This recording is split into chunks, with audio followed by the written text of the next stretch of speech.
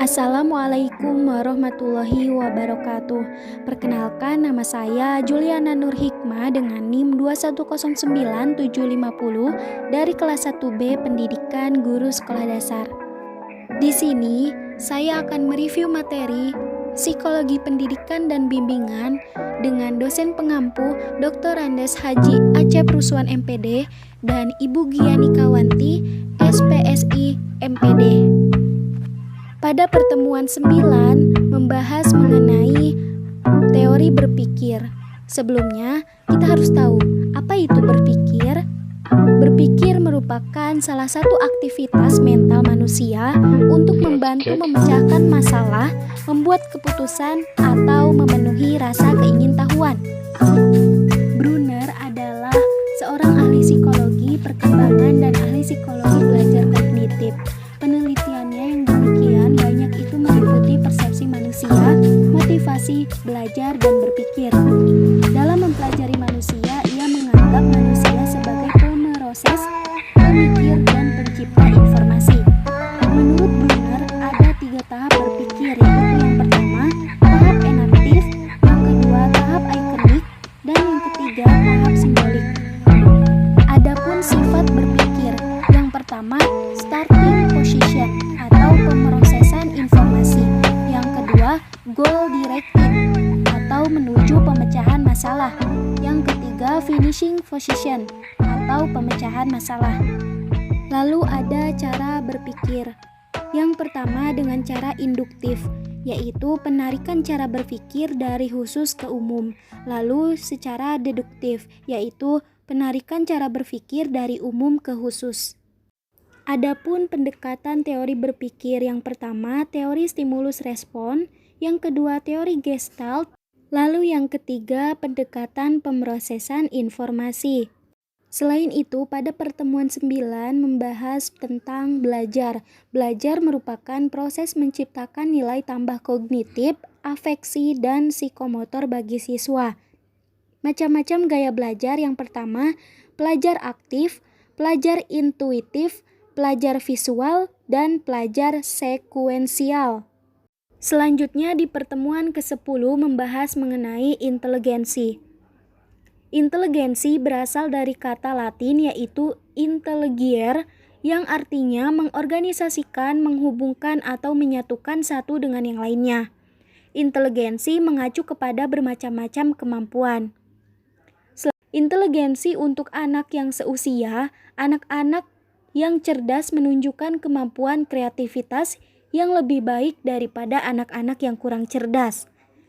Yang pertama, cenderung memiliki ide-ide yang lebih baru dalam mengatasi situasi konflik sosial dan mampu merumuskan lebih banyak alternatif pemecahan terhadap konflik-konflik. Selanjutnya pertemuan ke-11 membahas mengenai motivasi.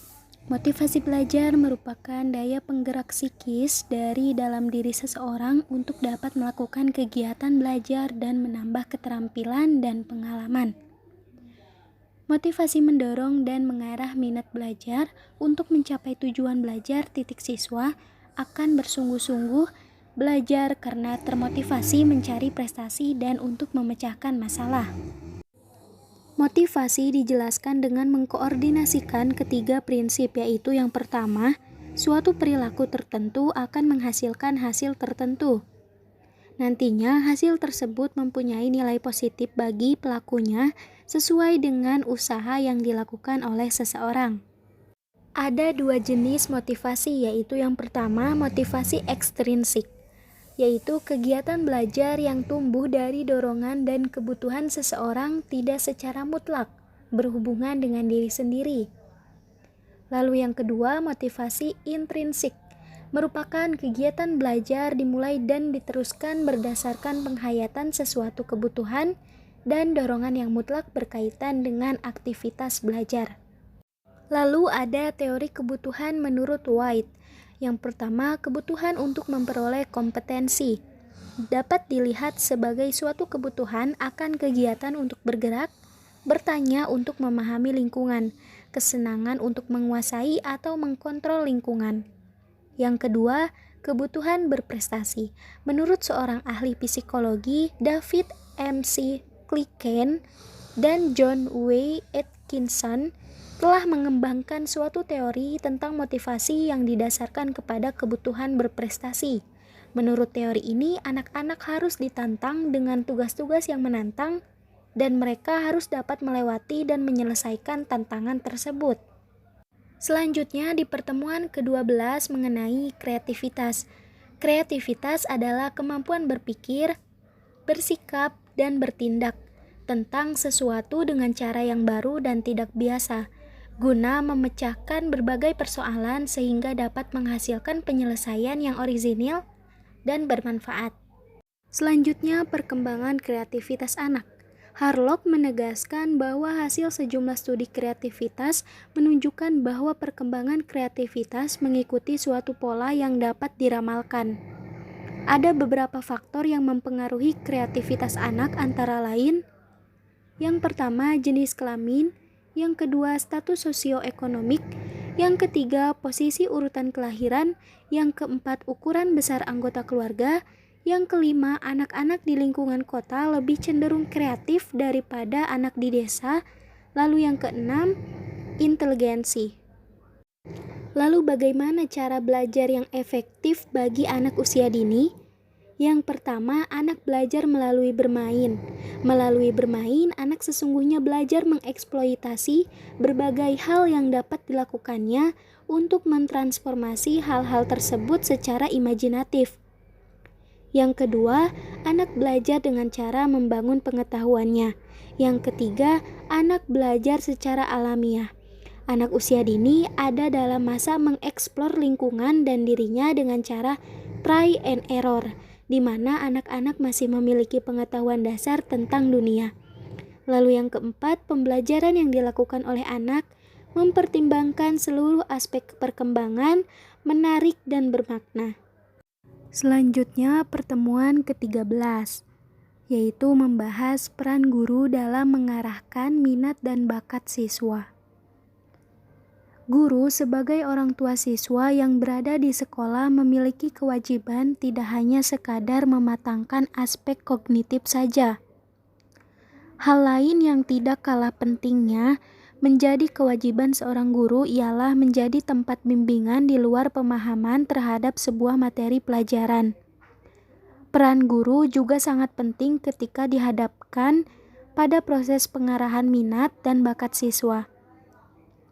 Minat dan bakat dari seorang siswa nantinya bisa menjadi life skill yang bisa membantu mereka menjalani kehidupan. Nah, sekarang bagaimana peran dari seorang guru dalam proses pengarahan minat dan bakat siswa? Yang pertama yaitu memberi perhatian. Yang kedua, menjalin kerjasama dengan orang tua siswa. Yang ketiga, rutin memberikan latihan. Yang keempat, penguatan motivasi belajar. Yang kelima, mendukung kegiatan ekstrakurikuler. Yang keenam, melaksanakan evaluasi. Lalu yang terakhir yaitu di pertemuan ke-14 membahas mengenai tanggapan terkait surat edaran Kemendikbudristek nomor 29 tahun 2021 mengenai libur Nataru. Tanggapan saya terkait surat edaran Kemendikbudristek nomor 29 tahun 2021 mengenai libur Nataru dan libur semester itu sudah sangat baik, mengingat bahwa sekarang adanya virus COVID-19 dan dikhawatirkan jika libur Nataru ini diadakan, masyarakat menjadi pergi berlibur, mudik, dan itu bisa meningkatkan penyebaran virus COVID-19. Akan tetapi, untuk libur semester saya kurang setuju karena pendidik, tenaga kerja, ataupun peserta didik pasti membutuhkan waktu untuk beristirahat dari kegiatan rutinnya. Dan itu pastinya dibutuhkan oleh setiap orang. Sekian pemaparan materi dari saya. Terima kasih sudah menonton. Mohon maaf jika terdapat kesalahan. Wassalamualaikum warahmatullahi wabarakatuh.